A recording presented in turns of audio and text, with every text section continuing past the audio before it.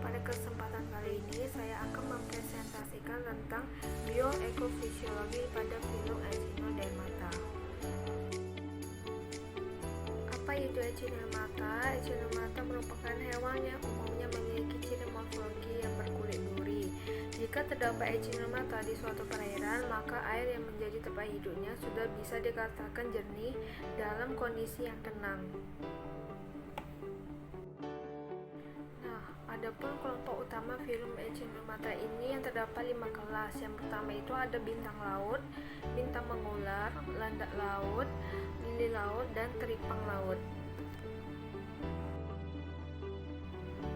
Selanjutnya, morfologi dari filum Echinodermata yang terdapat 5 kelas yang saya sudah jelaskan dari slide sebelumnya.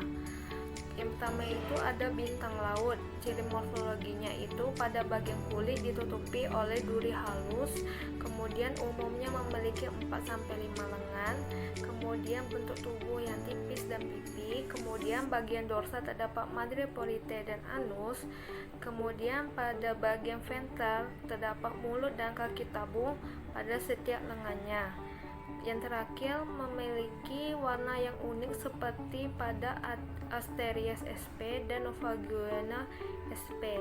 Kemudian di bawah ini pun ada contoh gambar dari spesies dari bintang laut. Yang kedua, ciri morfologi dari bintang mengular. Terdapat cakram pusat yang jelas serta lengan-lengan yang panjang dan fleksibel. Kemudian tidak memiliki cakram pipi namun mampu menyekresikan zat-zat kimia yang adesif. Kemudian mampu menggunakan kaki tabungnya untuk mencengkram substrat. Yang terakhir, beberapa spesies merupakan pemakan suspensi, sedangkan yang lain merupakan predator atau pemakan bangkai. Kemudian di bawah ini ada contoh gambar dari spesies dari bintang mengular. Yang ketiga, morfologi dari landak laut. Bentuk tubuh landak laut dibagi dua kelompok, yaitu kelompok landak laut beraturan dan kelompok landak laut tidak beraturan. Kelompok landak laut beraturan mempunyai ciri morfologi tubuh berbentuk bulat, simetri radial, memiliki duri panjang dan tegak, letak anus di ujung aboral dan mulut di bagian oral. Kemudian kelompok landak laut tidak beraturan memiliki morfologi bentuk tubuh bulat pipi, simetri bilateral, memiliki duri pendek, letak anus di bagian tepi oral, dan mulut terletak di sisi oral. Kemudian terdapat 5 kaki tabung pada landak laut dengan struktur yang panjang dan dapat digerakkan. Kemudian bentuk bervariasi pada setiap spesies dan dapat berukuran panjang dengan ujung runcing atau berukuran pendek dengan ujung tumpul serta bagian dalamnya berlubang dan rapuh. Kemudian pada pelat ambrokalnya terdapat bagian yang berlubang. Kemudian di bagian luar cangkang ada tonjolan kecil. Kemudian mulut landak laut terdapat di bagian tengah sisi oral dan di dalamnya terdapat 5 gigi tajam untuk mengambil makanan. Selanjutnya, landak laut itu umumnya memiliki jenis kelamin yang berbeda. Ciri morfologi anakan landak laut yaitu jika sudah terdapat tentakel, duri, dan pediceria. Kemudian ciri morfologi landak laut dewasa yaitu jika telah memiliki cangkang yang keras, duri-duri yang sudah dapat berfungsi dengan baik, atau sudah dapat menempel pada substrat. Kemudian di sini ada contoh gambar dari morfologi landak laut secara umum.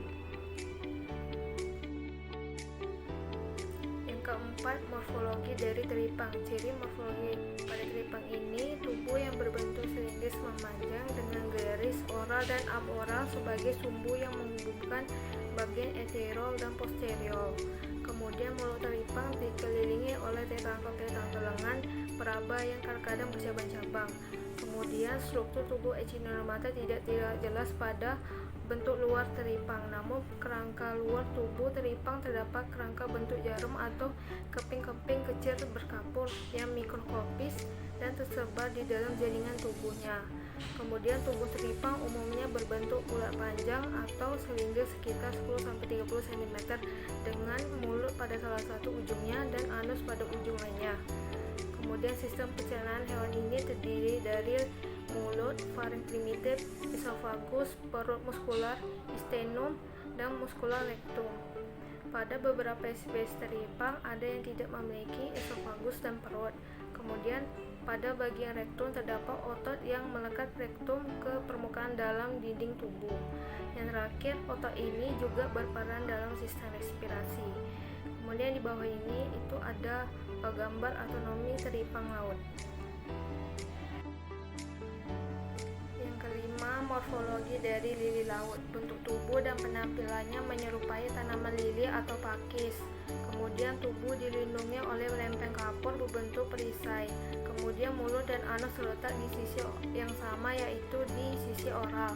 Kemudian pada umumnya mulut terletak di pertengahan dari dis atau disebut sebagai kondisi endokrin, dan mulut terletak pada posisi tepi dari dis atau disebut dengan exodis. Kemudian dari dis tumbuh 5 tangan atau lebih.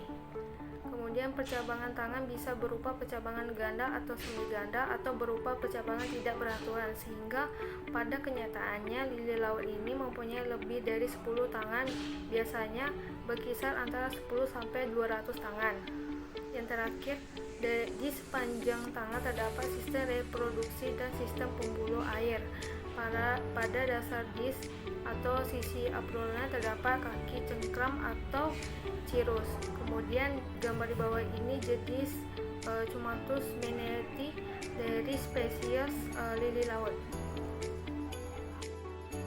Kemudian distribusi ekologis pada filum Echinodermata. Sebelum kita membahas distribusi ekologis pada 5 kelas, lebih baik kita mengetahui dulu apa sih itu distribusi ekologis.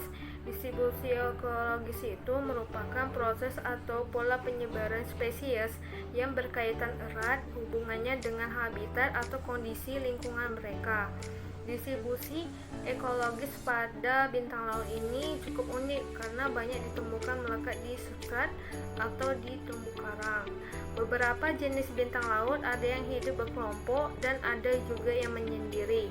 Pada bintang laut, distribusi ekologisnya mirip dengan bintang laut, namun pada kelas ini banyak ditemukan di terumbu karang. Beberapa jenis bintang laut ada yang hidup mengelompok di bawah batu atau koloni karang mati. Mereka hidup bersembunyi di bawah pecahan karang dan berlindung di antara pecahan koloni karang mati. Kemudian distribusi ekologis pada landak laut ini, habitat dan ketersediaan makanan menjadi faktor yang sangat mempengaruhi pola penyebaran pada landak laut ini. Beberapa jenisnya ada yang memakan ganggang laut dan detritus. Kemudian landak laut ada yang menghuni padang lamun, ada yang hidup berkelompok dan ada yang hidup sebagai soliter. Sedangkan distribusi ekologis pada teripang ini pada umumnya banyak ditemukan di padang lamun karena teripang banyak menghabiskan waktunya di ekosistem tersebut untuk mencari makanan. Kemudian distribusi ekologis pada lili laut. Lili laut memiliki pola persebaran yang cukup unik, yang dimana lili laut ada yang hidup di perairan dangkal dari 0 sampai 100 meter, dan ada yang hidup sebagai penghuni laut dalam dari 200 sampai 600 meter. Jenis lili laut yang hidup di perairan dangkal hidup tersebar terutama di wilayah Indo-Pasifik, Barat, dan Karibia. Apabila di ekosistem perairan lili laut banyak ditemukan di terumbu karang, di mana lili laut biasanya menempati daerah tubir dan lereng terumbu karang. Adapun adaptasi lingkungan pada Echinodermata. Echinodermata beradaptasi untuk hidup di atas batuan dan substrat keras lainnya. Jenis Echinodermata yang hidup daerah terumbu karang berbeda dengan yang hidup daerah berpasir karena memiliki perbedaan daya adaptasi pada habitat dan lingkungannya. Pada substrat lumpur lunak, beberapa jenis Echinodermata memiliki kaki cengkram atau cirrus yang tumbuh memanjang sehingga tidak terpelosok sewaktu berada di dasar yang lunak. Contohnya seperti lili laut. pada substrat berpasir terdapat kelas Echinodermata seperti teripang dan juga beberapa jenis bintang laut, dan jenis-jenis tersebut dapat beradaptasi dengan cara memendamkan diri ke dalam pasir untuk menghindari kondisi kekeringan dan sengatan matahari. Nah, jadi kesimpulan dari pembahasan sebelumnya bahwa Echinodermata salah satu hewan yang sangat penting dalam ekosistem laut, terutama perannya dalam rantai makanan, yaitu pemakan sampah organik dan hewan kecil lainnya. Sebagian besar kelas dari filum Echinodermata memiliki ciri morfologi yang berkulit duri. Akan tetapi, setiap biotanya memiliki ciri khas dan keunikannya masing-masing. Kelompok dari filum Echinodermata terdiri dari 5 kelas, yaitu ada bintang laut, bintang mengular, landak laut, teripang, dan lili laut. Jenis biota dari filum Echinodermata bisa ditemukan di tepi pantai, ekosistem lamun, ekosistem terumbu karang atau substrat berpasir, pecahan karang, hingga lumpur berpasir. Filum Echinodermata beradaptasi untuk hidup di atas batuan dan substrat keras lainnya. Jenis Echinodermata yang hidup di daerah terumbu karang berbeda yang hidup di daerah berpasir karena memiliki perbedaan daya adaptasi pada habitat dan lingkungannya.